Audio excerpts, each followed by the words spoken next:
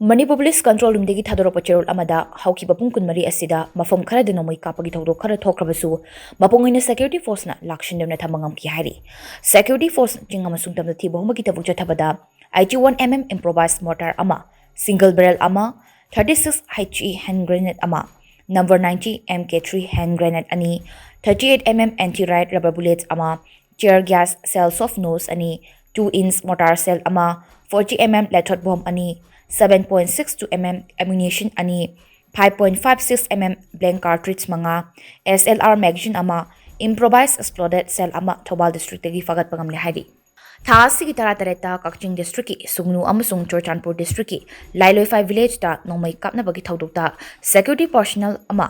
oi thangba lengzumda pandana soklaba matung khudakta Siza hospital da pukatuna laying laba matung nusa thiningai oidabadagi discharge tokre hari National Highway 37 amadi National Highway 2 da lamdam asigi tangai fadaba nomuda changdaba yadraba polam pupagari chani ga tara manga amasung chani ga kuntra humdoi hari balambi asida apan bayawtana pusalaki makada na poche pusilak na bakudong tininga iba mafung kaya dasu security force na akan ba section tharang lokot ke Manipur ki district pumna makta pamda pa thawtok thok tan bagi damak punna checkpoint chama gani fuda achat awok sing check tawda chingna ba chingama sungtam na punna miyoy chani ga kun mari fakatuna wahang paung chata ki hari